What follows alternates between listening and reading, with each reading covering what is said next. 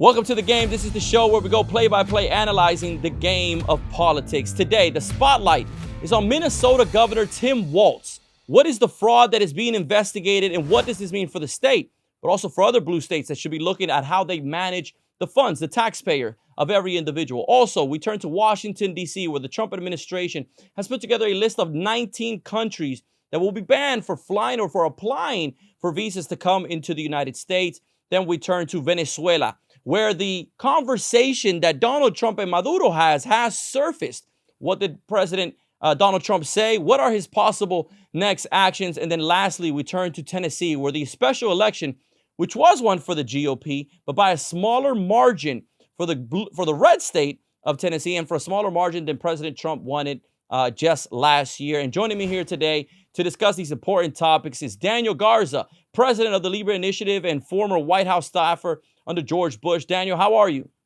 I'm doing great, Waddy. Great to be with you. Thank you. Great to have you on the show again. Very important topics that we're covering today. We're going to turn our eyes to Minnesota, where investigations are coming in left and right to fraud, mismanagement of use of funds. Again, these are taxpayer dollars. And Daniel, I want to come to you to give us a little bit of background of what this investigation is and what is it that they're looking into. Well, it involves a score of people. It's a who's who of corrupt politicians, bureaucrats, and community leaders who basically, Waddy, took housing dollars, COVID dollars, money that was meant for seniors, money for food subsidies to the poor. The amounts involved over $1 billion, and basically they funneled that money into their own pockets and to, believe it or not, terrorists in Somalia. As crazy as it sounds, this is wild stuff. All this has been uncovered, and now even it's been exposed by the New York Times, of all people. They finally did some journalism here. It's criminal fraud is what it is. Millions wound up, like I said, in the hands of terrorists, Al-Shabaab, an affiliate of Al-Qaeda in Somalia. And it was, Waddy, incredibly state employees who persisted in bringing the scandal to light. And they were sickened, by Walz's Governor Tim Walz of Minnesota, his disregard of the thievery that was going on. This was pillaging by bad hombres.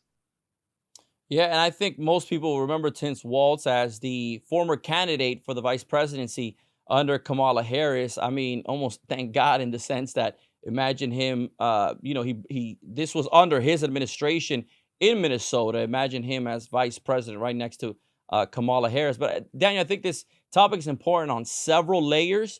On the corruption side, on the fraud side. But I think it's important for us to talk about some of the principles behind why this matters, right?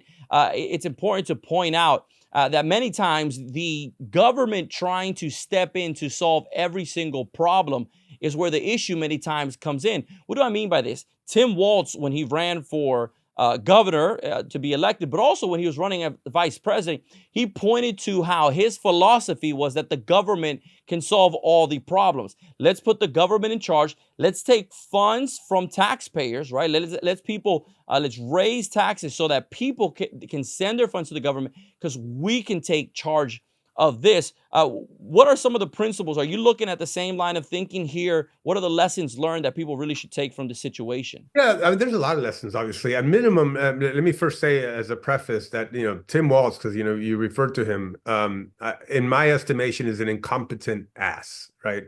I think at worst, he's nothing more than a corrupt politician who traffics in vote buying schemes. This is exactly what this is. He's suspect, right? And very likely he was complicit with these thieves who were operating within a community of refugees, really, who took American generosity and they abused it, to finance terrorism in Somalia, but also again for their own aims.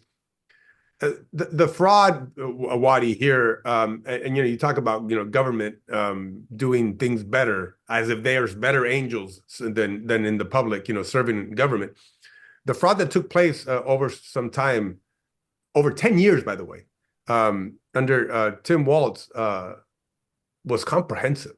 I mean, the violations included government malfeasance, the theft of Hmm. taxpayer dollars, money laundering, abuse of authority against, intimidation of the whistleblowers who came forth, were threatened, with their jobs. Immigration and electoral fraud was occurring. Money was being funneled to certain candidates like Ilhan Omar, who, by the way, said that the rules that were implemented for a lot of these programs were weak and didn't have safeguards. So you made it really easy for us to steal, is basically what she told Hmm. the reporter.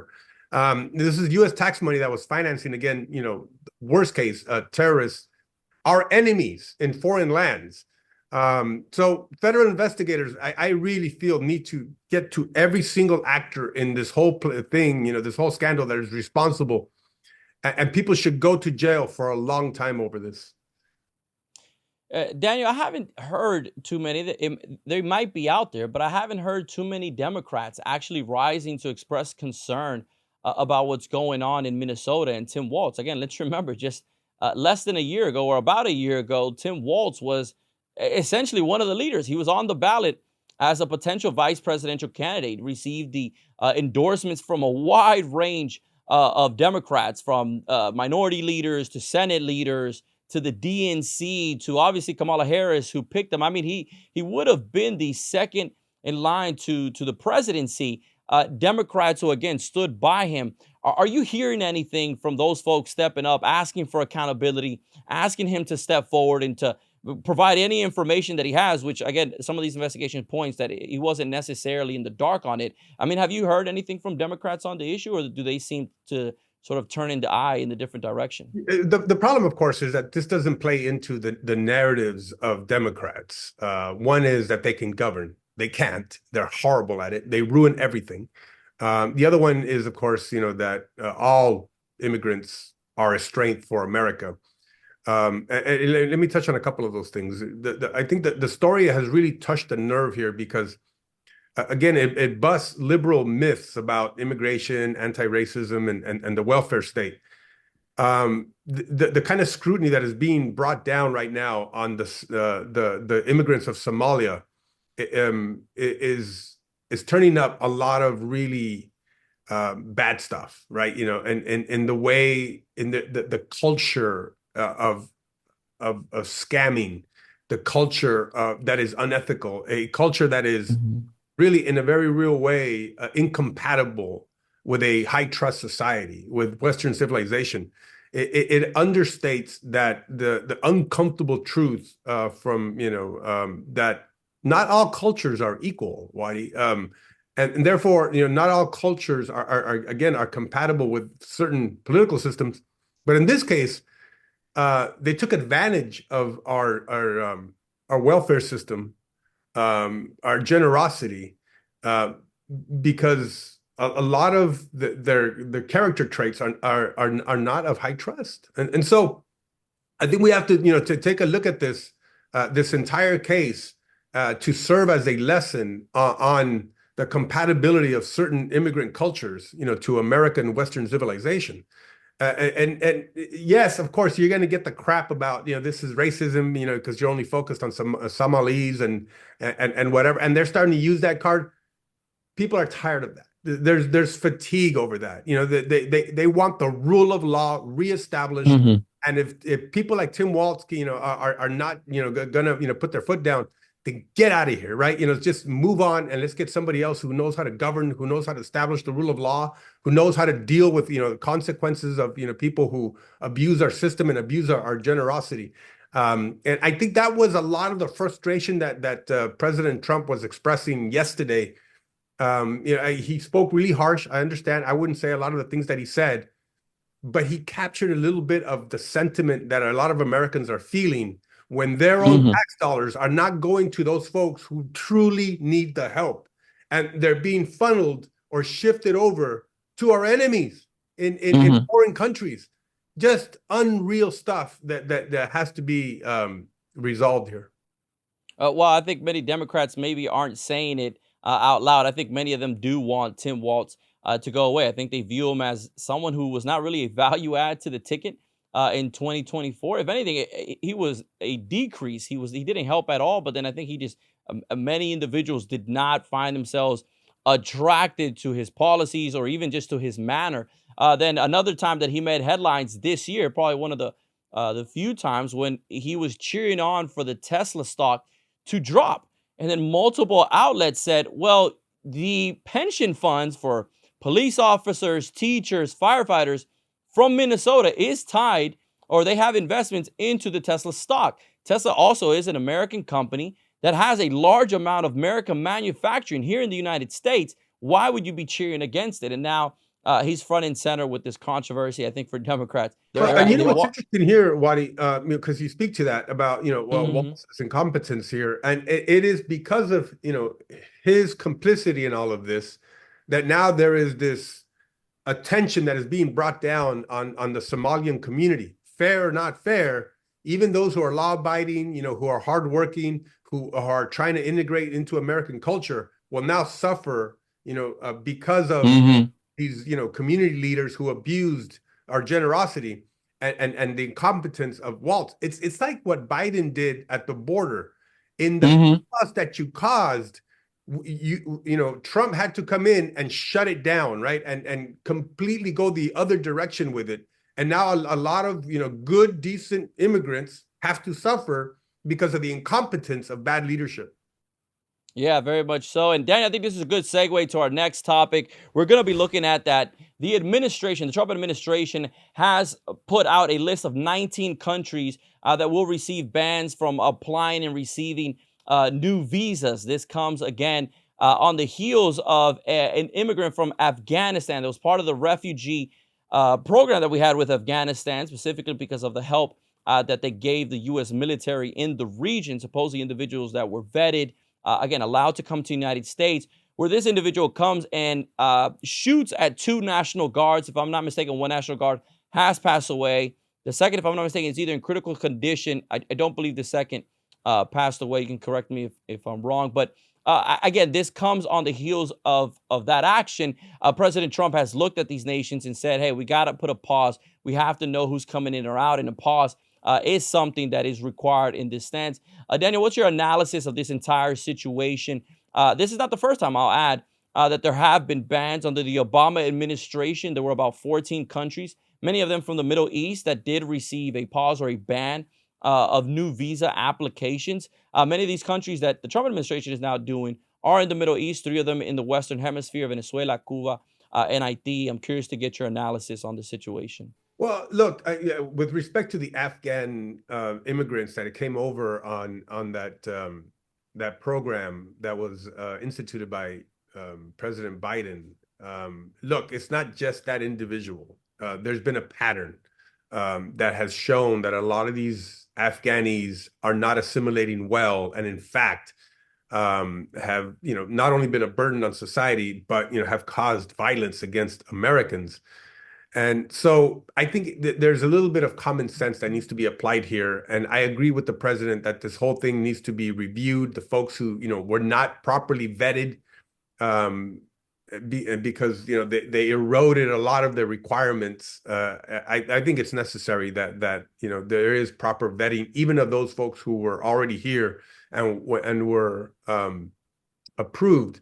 The Department of Homeland Security, Wadi, and the United States Customs and Immigration Service have confirmed a complete pause, as you say, on immigration benefits, right? Also for those from the countries that you were talking about, and this is going to impact all immigration applicants. That's including green card applicants, employee authorizations, H-1Bs and other temporary work visas, adjustment of status, naturalization work, waivers, asylum and humanitarian benefits. And so this is going to have a tremendous impact on employers as well, because you now have to identify who are those folks in your company or in your business that fall under this status, and you could lose them from one day to the next.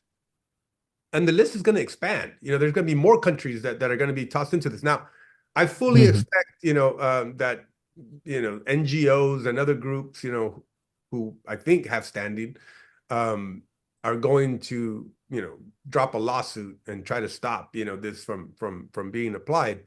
But I think that the president is on legal ground here, because of these incidents that are occurring, and we have formed a pattern. It is under his responsibility to make sure that the immigration that is occurring is not undermining the security of Americans. Yeah, very much so. I think some of the challenges that they face is that many of these countries where folks would either have some kind of record, or where their history is everything from employment to family to again any kind of criminal record. Many of these countries don't have the same vetting process or record keeping that we do, right? So when the United States wants to figure out who these individuals are, what their history is, and these countries, their native countries, don't have it, it's difficult to make that assessment, right? They're going off maybe off of just little information, and this is where sometimes it becomes difficult for these individuals. It's one of the reports that And to that point, Wadi, I mean, they are going to expand the way they do the vetting, right? So social media screening is going to Mhm. amplify big time into who these individuals are. They're going to cross-check, like you were talking about, with biometrics with these foreign governments, if there is any. And that's a challenge in all of itself. But they're also going to mandate annual check-ins with the Department of Homeland Security of all applicants. And Mhm. so, yeah, there's these consequences that happen because of bad leadership and because of bad steps that were taken once again. And so entire communities and entire groups of people, now have to suffer. It's kind of like, what happened with that jackass who got on the plane with that chew bomb. And now Oh everybody yeah. to now, take off their shoes at TSA. It's what it is. Yeah, it's part of the process. This will be a topic that we'll continue to keep our eyes on, Daniel. Like you mentioned, the administration has signaled that there's possibly going to be more countries added to that list. I know the World Cup is right around the corner, and for some countries, it's big. Cuba, Venezuela will not be at the World Cup, but Haiti, it's the second time. It's the first time, actually, if I'm not mistaken, that they qualified to a World Cup. So I know there's a lot of folks who are excited about that. Again, there's a large community of Haitianos here in the United States, so I know many of them will be excited to be already here, where the U.S. will be having it. Again. Or a goal or something. We'll see. Yeah, we'll see. We'll see. We won't get into soccer. We know Mexico is one of the host cities as well. So I know there's a lot of excitement. Yeah, no, yeah, it'd be an interesting one. Again, I would be cheering for ID against Mexico if that does happen. Just putting that out on the record. I would, right? I do want to move on to our third topic. We're going to be looking at the special election in Tennessee. This is a very interesting election in the sense that, again, it's on an off year. It's not a midterm, it's not a presidential year. It's an off year, and it's a special election. Tennessee, historically, a Republican state. This district specifically, it was won by the Republican. The Republicans did win this Tuesday election. However, this was a district, if I'm not mistaken, was won by about 23 to 25 points by President Donald Trump in 2024. However, the candidate yesterday, or on Tuesday, I should say, only won it, I think, within 10-point margin, showing that, again, in a Republican state, in a supposedly easier win, Republicans are having to make some adjustments. One, I want to ask you, do you think this is actually somewhat of a good thing? What I mean by that is, does this allow Republicans to not be comfortable? Do elections like this, does it send a signal to them that they're really going to have to step their game up? What's your thoughts here? No, I agree with you, Wadi.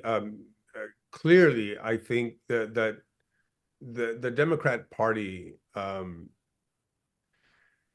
still, I think, enjoys a lot of value from a left-leaning media, our left-leaning institutions, universities and colleges that are just pumping out small socialists who are being indoctrinated by Marxist professors. And so there is still, I think, this very highly motivated leftist activists who get charged up during special elections and do a lot of Hmm. damage, right? And they're going to be the same ones who are going to work homes and phone calls and make sure that they get the word out for their little lefty candidate come the midterm elections. And so here you're seeing a little bit of that energy, right? That is catapulting really mediocre, stupid candidates like this Afton Ben, who basically declared her hate for her own city, of and her own state and country music and everything that they are, and Hmm. all their values and everything that they stand for, and yet was able to get over 40% of the vote from these folks. To me, it's almost like it doesn't matter, what their proclivities are, like that Jones AG in Virginia, that he would kill the kids of the Republican candidate. They Hmm. still vote for the man. They still will pull the lever for the person who says insane, idiotic things. That should cause Republicans to reflect and cause and of course hopefully induce them to work doubly hard, double down on whatever they are doing as far as mobilizing their people, getting their activists recruited and ginned up, getting the right messaging on affordability and everything that I think is going to connect with the American public. You cannot rest on your laurels. You have to make sure that you are fully committed to this, because there's way too much at stake, and voters are willing to vote for stupid people. That's all there is to it. I think one of the issues that Republicans face is that whenever Donald Trump is on the ticket, there's a lot of enthusiasm. Donald Trump, without a shadow of a doubt, pulls voters out. He creates momentum, enthusiasm. Folks, they're wearing the "Make America Great Again" hats. They're wearing the Trump gear. I mean, he's a star. I mean, he's the most famous man on earth. The issue is he's not going to be literally on the ballot in 2026, so he's not going to pull out a lot of those voters. How do you think Republicans themselves create enthusiasm around their party, around their candidates, without Donald Trump on the ticket?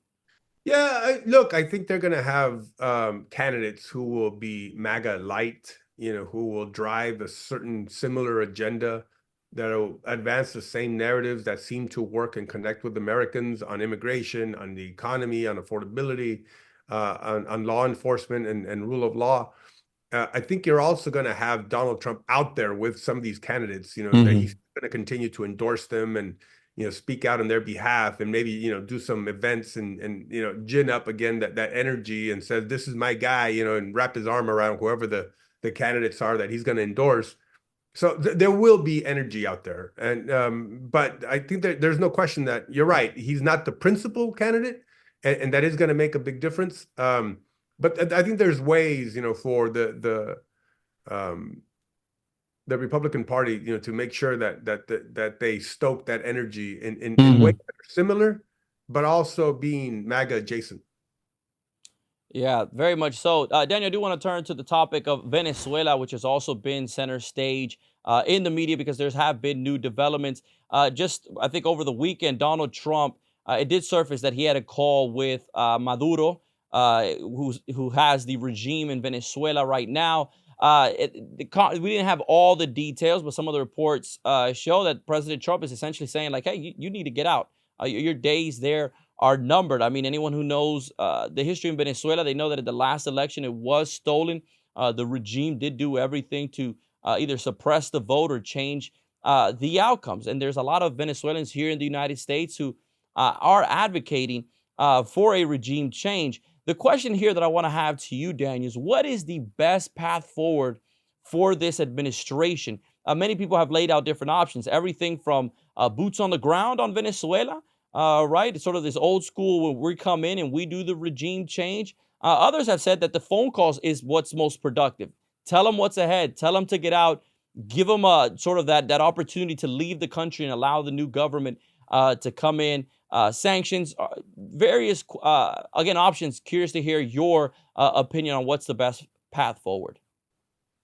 Yeah, Trump has shown himself to be a master tactician, and in this case, by amassing, assets, military assets at the seaboard there in Venezuela, it's flexing his muscle. It's showing military strength, right? And that he's ready to pull the trigger. Will he pull the trigger? I don't know that. I have no idea. I don't think he should do it without congressional approval. Aggressions from one state to another should be done according to the Constitution, as far as I'm concerned. And I know there's a lot of pressure from the Venezuelan community for him to go in there and do regime change. But ideally, the best thing that could happen is that Trump, flexes his muscle, gives, the threats to Maduro. Maduro steps aside, and he could fall without a shot, and Hmm. that would be absolutely consequential. It would be the first domino of totalitarian socialists to fall, and Cuba and Nicaragua and others would be on notice, that he's coming for you next, right? Ideally, also Venezuelans in the U.S. would re-immigrate into Venezuela. We could, elect a free market, limited government type of Hmm. person, that goes in the exact opposite direction as Hugo Chavez Hmm. and Maduro, and prosperity comes back to Venezuela in a smart use of the resources. But Daniel, to that point, about on the point of bringing prosperity back, I mean, folks have to remember that when you look at Venezuela 20, 30 years ago, it was one of the most prosperous countries in Latin America. I mean, people from other parts of South America and Central America didn't necessarily immigrate to the United States. They were going to Venezuela. They had energy jobs. Oil, obviously, is a big part of it. It's rich in resources. Also, beautiful landscape for tourism. I mean, what's the lesson learned here in the sense of you almost have a clear example of what a country looked like when it allowed more of a free market? Not to say they were a perfect free market, but they had more of sort of a free market, open society versus now what a socialist society looked like. I mean, what lesson is this for people in Venezuela who, in maybe in '98 and 2004, voted for Chavez? And then for the lesson for people in the United States who are looking at entertaining socialist candidates like Mandami, who did actually win. yeah, socialism kills. Socialism kills societies. It will send economies into massive tailspins that you may not be able to pull out of. Look, this was very predictable, Wadi, and I know I'm going to upset some Venezuelans here, but those of us in the U.S., when we saw who the candidates were back in '98, as you mentioned, we begged, we implored that do not vote for Hugo Chavez. He's a socialist who is going to cause scarcity and inflation and devaluation of your currency, who will nationalize things and will begin to deploy totalitarian schemes, that will shut down the freedoms of individuals and people, and they elected him anyway. Of course, the economy started to dip. He started to nationalize a lot of sectors of the economy. You started to see inflation happening, almost spiking. You saw scarcity occurring, black markets of products and services everywhere. And he was elected in 2000, in an actual official election. Hmm. We begged you then not to do it, and you did it anyway. You reelected the man, and then in 2004 they did a recall, and he beat the recall. Um, and I still remember. I even wrote an editorial on Fox Noticias that got massive amounts of shares. For one of the most shares in my writing history, predicting exactly what would happen, and it happened, right? And then of course Hmm. the transition to Maduro, and at each date, when he was elected, you told us, don't butt in, Yankee imperialism. Don't get involved, um, because they don't want America, getting involved in anywhere south of the border, and imposing their will, or imposing any kind of ideas that we might Hmm. have, or condescend down to Latin American countries. And of course, it's gotten to the point now where, America, please save us. It's like, Hmm. it's just so frustrating. Like, damned if you get involved and damned if you don't. And it's just one of these things. But ultimately, I think the American president has to honor the Constitution, and while at the same time being considerate of our neighbors. I understand that, right? But I think there's a way to do it. If we can do it without any shots being fired, again, that would be ideal. Um, but regime change is absolutely essential in Venezuela. Everybody knows it. But please, for the love of God, once you do have change, elect people that are going to restrain government, Hmm. impose the rule of law that will establish, you know, um, a judicial, a legislative, and an executive, with a separation of powers, where there's a free market system where those who innovate and create products and services for others are rewarded, where people are free to express themselves and free to, petition their government, and freedom of religion. Please, I would beg, Venezuelans to reconsider the freedoms that they once had to be reestablished and put into a new order of things. But the quality of the candidate of leadership matters desperately. Very much so. And again, it's sticking to those principles, understanding, hey, what happened in the past, if you get a new chance, do not go back to the type of leaders that brought you down the path that you are in now. And in the United States, let's look at what happened in Venezuela. Let's be warned by those outcomes, and let's not allow or be believers that it'll be different here. No, what happened there, naive is the word I was looking for. Let's not be naive and think that what happened there won't happen here, even though we're electing people with the same principles. I do want to thank. You're starting to see that change, by the way, because I remember in not that long ago, 4 years ago, you had only La Calle Poa in Uruguay, and Bukele, who is considered center-right in El Salvador. El Salvador, yeah.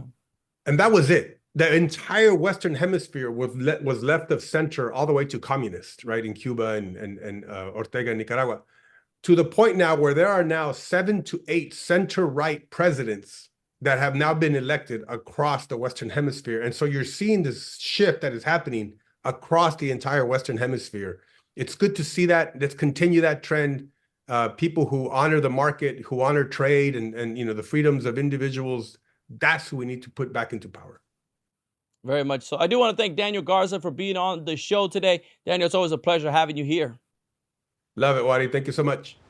Yeah, and thank you to our audience for tuning in. Again, this has been The Game, the show where we go play by play, analyzing the game of politics. We'll see you here next time.